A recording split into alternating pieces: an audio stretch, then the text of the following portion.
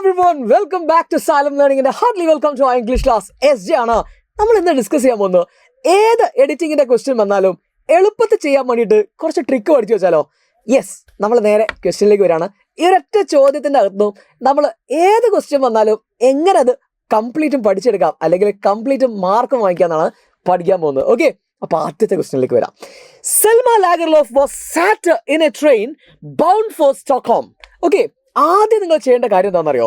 ആദ്യം ആ sentence complete ഒന്ന് വായിച്ചു നോക്കുക എന്നുള്ളതാണ്. അപ്പൊ അതിനകത്ത് നമുക്ക് ചില ക്ലൂസ് ഉണ്ടാവും. എന്ന് വെച്ചാൽ വെർബ് നോക്കിയാൽ മതി. വെർബ് എന്ന് പറഞ്ഞാൽ ചാടുക, ഓടുക എന്നൊക്കെ പറയുന്ന ആക്ഷൻസ്. അപ്പോൾ വെർബ് നോക്കിക്കഴിഞ്ഞാൽ നമുക്ക് മനസ്സിലാക്കാൻ പറ്റും അത് ഏത് ടെൻസിലാണെന്ന്. ഫോർ എക്സാമ്പിൾ, ചിലപ്പോൾ പ്ലേ എന്ന് പറയുന്ന ഒരു വേർഡ് അതിനകത്ത് വെർബായിട്ട് കണ്ടുവന്നിരിക്കാം. പ്ലേ എനിക്കറിയാം അത് പ്രസന്റ് ടെൻസ് ആണെന്ന്. പ്ലേഡ് എന്ന് കണ്ടിട്ടുണ്ടെങ്കിൽ എനിക്കറിയാം അത് പാസ്റ്റ് ടെൻസ് ആണെന്ന്. വിൽ പ്ലേ എന്നാണ് തന്നിരിക്കുന്നതെങ്കിൽ എനിക്കറിയാം അത് ഫ്യൂച്ചർ ടെൻസ് ആണെന്ന്. ഇനി ഓക്സിലറി വെർബ്സ് ആണെങ്കിൽ, ഓക്സിലറി എന്ന് പറയുമ്പോൾ ഈസ്, വാസ് ഒക്കെ ഇല്ലേ. ഈസ് കണ്ടാൽ എനിക്കറിയാം അത് പ്രസന്റ് ടെൻസ് ആണ്. വാസ് കണ്ടാൽ എനിക്കറിയാം അത് പാസ്റ്റ് ടെൻസ് ആണ്. ആറ് കണ്ടാൽ അറിയാം അത് പ്രസന്റ് ടെൻസ് ആണ്. വേറെ കണ്ടാൽ അറിയാം അത് പാസ്റ്റ് ടെൻസ് ആണ്. ഇങ്ങനെ കുറെ ക്ലൂസ് ഉണ്ടാവും നമുക്ക് അതിനകത്ത്. ആ ക്ലൂ വെച്ചിട്ടാണ് നമ്മൾ എഡിറ്റിംഗ് ചെയ്യാൻ പോകുന്നത്. ഓക്കെ, അപ്പൊ ആദ്യം നിങ്ങൾ ചെയ്യേണ്ടത് കംപ്ലീറ്റ് സെന്റൻസ് ഒന്ന് വായിക്കാന്നുള്ള. ഞാൻ ഇവിടെ നിന്ന് വായിക്കാൻ പോവാണ്. Selma Lagerlof was sat in the train bound for Stockholm. സ്റ്റോക്ക്ഹോമിലേക്ക് പോകുന്ന ട്രെയിനിന്റെ അകത്ത് സെൽമ ലാഗർലോഫ് ഇരിക്കുകയായിരുന്നു എന്നാണ് പറയുന്നത്. ഇരിക്കുകയായിരുന്നു അല്ലെ എന്ന് വെച്ചാൽ അത് പാസ്റ്റ് കണ്ടിന്യൂസ് ടെൻസ് ആണ്. ഇന്നലെ അല്ലെങ്കിൽ പണ്ടെങ്ങാണ്ടോ നടന്നുകൊണ്ടിരുന്ന ഒരു കാര്യം പറയാണ് അവിടെ ചെയ്യുന്നത്. കത്തുന്നില്ലേ? അപ്പൊ ഇവിടെ നോക്ക്, ഇവിടെ അവർ ഹൈലൈറ്റ് ചെയ്തിരിക്കുന്നത് സാറ്റ് എന്ന് പറയുന്ന വേർഡാണ്. അതിലാണ് എന്തോ ഒരു മിസ്റ്റേക്ക് ഉള്ളത്. അപ്പൊ നമ്മൾ മനസ്സിലാക്കുക, ഇവിടെ വാസ് സാറ്റ് എന്ന് പറയുന്നത് തെറ്റാണ്. വാസ് എന്ന് പറയുന്ന വേർഡ് ഓൾറെഡി പാസ്റ്റ് ടെൻസ് ആണ്. അതിന്റെ കൂടെ പിന്നെയും നമ്മൾ സാറ്റ് എന്ന് പറയൂല. Okay, sat is already past tense. അപ്പൊ നമ്മൾ അവിടെ എന്തായിരിക്കും വരിക? വാസ് ഇരുന്നു കൊണ്ടിരിക്കുകയായിരുന്നു എന്ന് പറയുമ്പോൾ എന്തായിരിക്കും? സിറ്റിംഗ് എന്നാണ് പറയാ. വാസ് സിറ്റിംഗ്, അവള് ഇരുന്നു കൊണ്ടിരിക്കുകയായിരുന്നു. ഓക്കെ, ആ സമയത്ത് ട്രെയിനിൽ അവൾ ഇരിക്കുകയായിരുന്നു. ക്ലിയർ ആണോ? ഓക്കെ, വാസ് സാറ്റിംഗ് എന്ന് നമ്മൾ പറയൂല. അങ്ങനെ ഒരു വേർഡ് ഇല്ല. പകരം നമ്മൾ എന്താ പറയാ? വാസ് സിറ്റിംഗ് എന്നാണ് പറയാ. ഓൾറെഡി പാസ്റ്റ് ടെൻസ് ആയി കഴിഞ്ഞു വാസ് ചേർക്കുന്നതിലൂടെ. പിന്നെ സാറ്റിംഗ് എന്ന് നമ്മൾ പറയാറില്ല. അപ്പൊ അതാണ് മിസ്റ്റേക്ക്. അപ്പൊ ആദ്യത്തെ മിസ്റ്റേക്ക് നമ്മൾ മനസ്സിലാക്കേണ്ടത്, നമുക്ക് തരുന്ന ഏതൊരു എഡിറ്റിങ്ങിലും ടെൻസുമായി ബന്ധപ്പെട്ട ഒരു മിസ്റ്റേക്ക് ഉണ്ടാവും. ടെൻസുമായി ബന്ധപ്പെട്ട ഒരു മിസ്റ്റേക്ക് ഉണ്ടാവും. നമ്മൾ ആദ്യം മനസ്സിലാക്കി വെക്കുക. അപ്പൊ ഇങ്ങനെ ഐഡന്റിഫൈ ചെയ്താൽ മതി. വേർബിനെ കണ്ടുപിടിക്കുന്നു, ശേഷമുള്ള ആളെ നോക്കുന്നു. ക്ലിയർ അല്ലേ? രണ്ടാമത്തെ question. It was early evening and her fellow passengers was dosing. അത് ഒരു വൈകുന്നേരമായിരുന്നു. അവളുടെ ഫെല്ലോ പാസഞ്ചേഴ്സ്, കൂടെ യാത്ര ചെയ്യുന്ന ആളുകളൊക്കെ വാസ് ഡോസിങ്, ഉറങ്ങുമായിരുന്നു എന്ന് പറയുന്നു. ഓക്കെ, ഇവിടെ ഒരു മിസ്റ്റേക്ക്, വാസ് ആണ് അവർ ഹൈലൈറ്റ് ചെയ്തിരിക്കുന്നത് അല്ലേ. അപ്പൊ ഞാൻ വാസിന്റെ മുമ്പിലുള്ള വേർഡ് നോക്കി, പാസഞ്ചേഴ്സ് എന്നാണ്. പാസഞ്ചേഴ്സ് എന്ന് പറയുമ്പോൾ അത് പ്ലൂരലാണ്. പാസഞ്ചേഴ്സ് എന്ന് പറയുമ്പോൾ അത് പ്ലൂരലാണ്. നമുക്കറിയാം സിംഗുലർ ആയിട്ടുള്ള സബ്ജക്റ്റുകൾ, ഫോർ എക്സാമ്പിൾ ഹി അല്ലെങ്കിൽ ഷീ അല്ലെങ്കിൽ ഷാജു എന്നൊക്കെ പറയുമ്പോൾ സിംഗുലർ ആണ്, ഒരാളേ ഉള്ളൂ അല്ലെ. അപ്പൊ അവരുടെ കൂടെ നമ്മൾ ഉപയോഗിക്കുക ആരെയാണ്? ഒന്നുകിൽ ഈസ് നമ്മൾ ഉപയോഗിക്കും അല്ലെ. ഈസ് എന്ന് പറയുന്നത് സിംഗുലർ ആയിട്ടുള്ള ഒരു വെർബാണ്. അതുപോലെ തന്നെ നമുക്ക് വാസ് ഉപയോഗിക്കാം. ഹി വാസ് എന്ന് പറയാം, അല്ലെങ്കിൽ ഷീ വാസ് എന്ന് പറയാം, അല്ലെങ്കിൽ ഷാജു വാസ് എ സ്റ്റുഡന്റ്, അങ്ങനെ പറയാം. കറക്റ്റ് ആണ്. ഓക്കെ, നെക്സ്റ്റ് നമുക്ക് ഉപയോഗിക്കാൻ പറ്റുന്നതാണ് ആര്? ഡസ് എന്ന് പറയുന്ന വേർഡ് നമ്മൾ ഉപയോഗിക്കാറുണ്ട്. അതുപോലെ തന്നെ ഹാസ് നമ്മൾ ഉപയോഗിക്കാറുണ്ട്. ഓക്കെ, ഇനി വെർബ് നോക്കുകയാണെങ്കിൽ, ഇതൊക്കെ ഓക്സിലറി വെർബ്സ് ആണ് പറഞ്ഞത്. ഇനി വെർബ് തന്നെയാണെങ്കിൽ നമ്മൾ പ്ലേസ് എന്ന് ഉപയോഗിക്കും. അപ്പൊ എന്താണ് പ്ലൂരൽ എന്ന് പറഞ്ഞാൽ? ദേ എന്ന് പറയുന്നത് പ്ലൂരലാണ് അല്ലെ. സ്റ്റുഡൻസ് എന്ന് പറഞ്ഞാൽ പ്ലൂരലാണ്. കുറെ ആൾക്കാർ, ഇവരെയാണ് നമ്മൾ പ്ലൂരൽ എന്ന് പറയാ.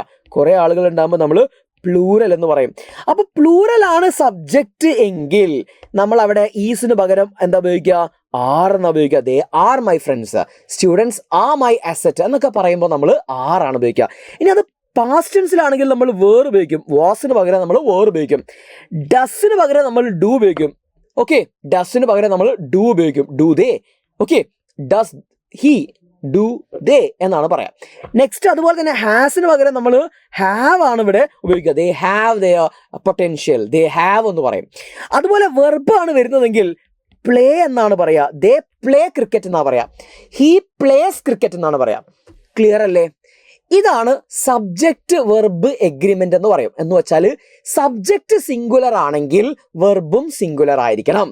മനസ്സിലായോ? ഇവിടെ ഇങ്ങനെ ആലോചിച്ചാൽ മതി. നമ്മൾ ടെന്നീസ് ഒക്കെ കളിക്കാറില്ലേ? ടെന്നീസ് കളിയൊക്കെ എങ്ങനെ നെറ്റ് കെട്ടിയിട്ട് അല്ലേ, നെറ്റ് കെട്ടിയിട്ട് ടെന്നീസ് കളി കളിക്കൂലേ? അപ്പോൾ അതിനകത്ത് ഇപ്പുറത്തെ ടീമിൽ ഒരാളുണ്ടെങ്കിൽ ഇപ്പുറത്തെ ടീമിൽ എത്ര ആൾക്കാരുണ്ടാവും? ഇപ്പുറത്തെ ടീമിൽ ഒരാളെ ഉണ്ടാവുള്ളൂ, ശരിയല്ലേ? ഇപ്പുറത്തെ ടീമിൽ രണ്ടാൾക്കാരുണ്ടാവോ? അപ്പുറത്തെ ഒരാൾ മാത്രമാണെങ്കിൽ ഇല്ല. ഇപ്പുറത്തെ 2 പേരുണ്ടെങ്കിൽ അപ്പുറത്ത് 1 ആളുകൾ ഉണ്ടായിരിക്കണം, 2 പേരുണ്ടായിരിക്കണം. മനസ്സിലായോ? ഇത് തന്നെയാണ് ഇവിടെയും സംഭവിക്കുന്നത്.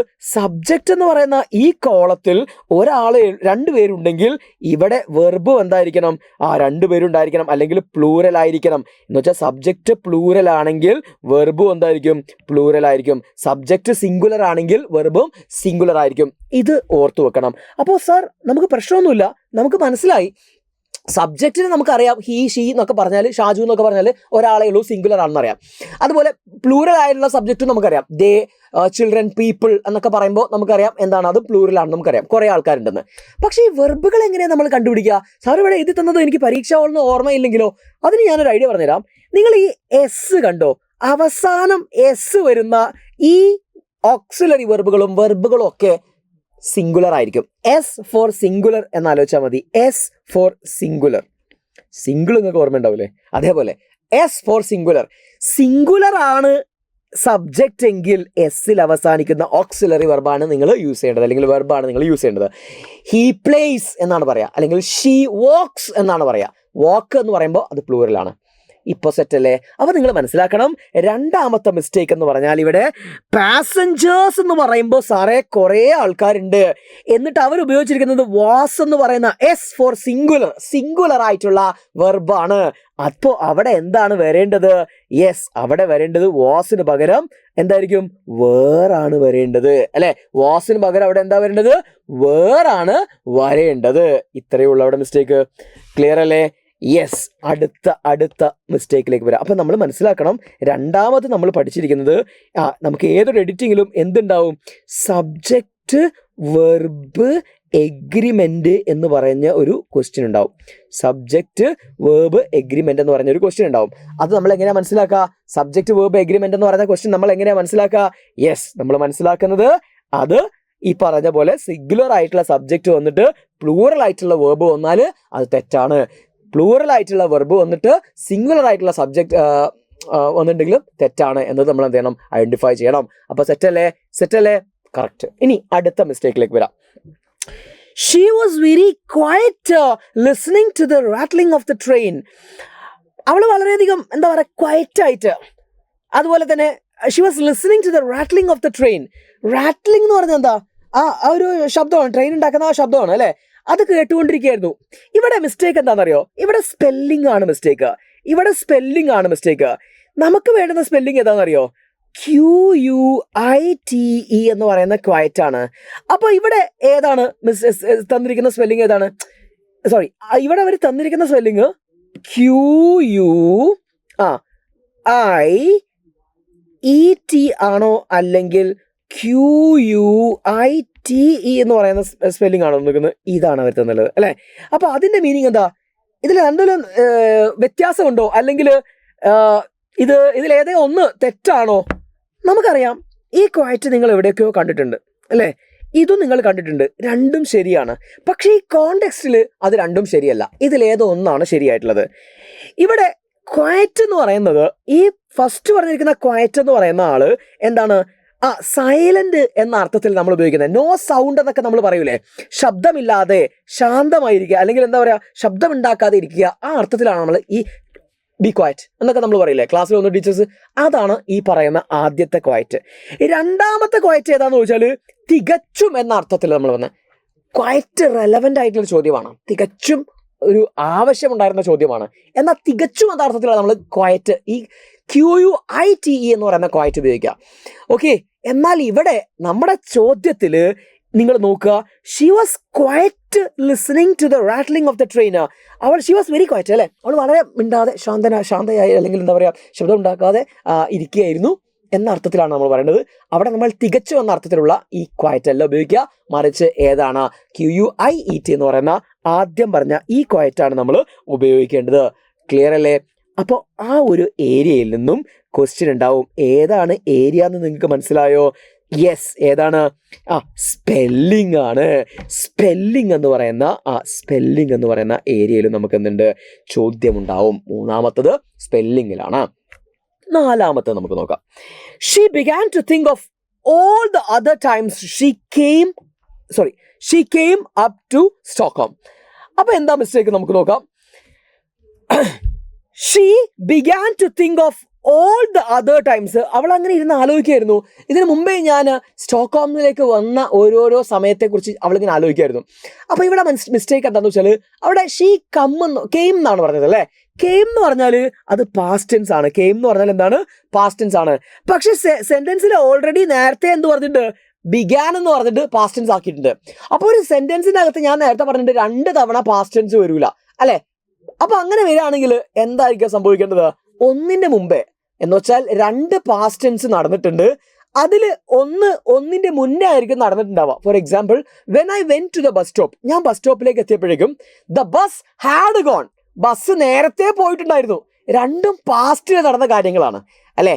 ഇന്നലെ ഞാൻ ബസ് സ്റ്റോപ്പിലേക്ക് എത്തിയപ്പോഴേക്കും when I reached the bus stop the bus had gone എന്ന് പറയുമ്പോൾ നേരത്തെ ബസ് പോയിട്ടുണ്ട്. അങ്ങനെ പറയുന്ന സമയത്ത് നമ്മൾ മനസ്സിലാക്കേണ്ടത് അവിടെ ഹാഡ് ചേർക്കണം. നേരത്തെ നടന്നതിന്റെ മുമ്പിൽ ഹാഡ് ചേർക്കണം. ഇതിനെ പാസ്റ്റ് പെർഫെക്റ്റ് ടെൻസ് എന്നാണ് പറയാം. When the doctor arrived, doctor എത്തിയപ്പോഴേക്കും പാസ്റ്റ് ടെൻസ് ആണ്. When the doctor arrived the patient had died, patient നേരത്തെ മരിച്ചിട്ടുണ്ടായിരുന്നു. ഓക്കെ, ഹാഡ് ചേർക്കണം അവിടെ. ഇവിടെ നോക്ക്, ഷീ ബിഗാൻ ടു തിങ്ക്, അവൾ ചിന്തിക്കുകയായിരുന്നു. എന്താ ചിന്തിക്കുന്നത്? Of all the other times, നേരത്തെ വന്ന കാര്യങ്ങളൊക്കെ അവൾ ആലോചിക്കുകയാണ്. അപ്പൊ അവൾ ചിന്തിച്ചതും പാസ്റ്റ് ടെൻസ് ആണ്. അതിനു മുമ്പേ ആണ് അവൾ ഇവിടെ വന്നിട്ടുള്ളത് അല്ലെ? അപ്പോൾ ആ വന്നതിന്റെ മുമ്പിൽ നമ്മൾ ഹാഡ് ചേർക്കണം. അതാണ് അവിടെ മിസ്റ്റേക്ക്. ഹാഡ് കം എന്നാണ് പറയാ. കാരണം V3 ആണ്. ഹാഡ് ഹാസ് ഹാവിന്റെ കൂടെ നമ്മൾ ഉപയോഗിക്കുക. അതും നമ്മളൊന്ന് പഠിച്ചു വെക്കണം. ഹാസ് ഹാവ് ഹാഡിന്റെ കൂടെ നമ്മൾ എന്താ ഉപയോഗിക്കുക? ഹാസ് ഹാവ് ഹാഡിന്റെ കൂടെ നമ്മൾ എപ്പോഴും എന്താണ് ഉപയോഗിക്കുക? വെർബിന്റെ മൂന്നാമത്തെ രൂപം. എന്താണ് വെർബിന്റെ മൂന്നാമത്തെ രൂപം എന്ന് പറഞ്ഞാൽ? കമ്മ് V1 ആണ്, കെയിം V2 ആണ്, കമ്മ് തന്നെയാണ് V3. പ്ലേഡ് തന്നെയാണ് V3. റൈറ്റ് റോട്ട് റിട്ടൺ ആണ് V3.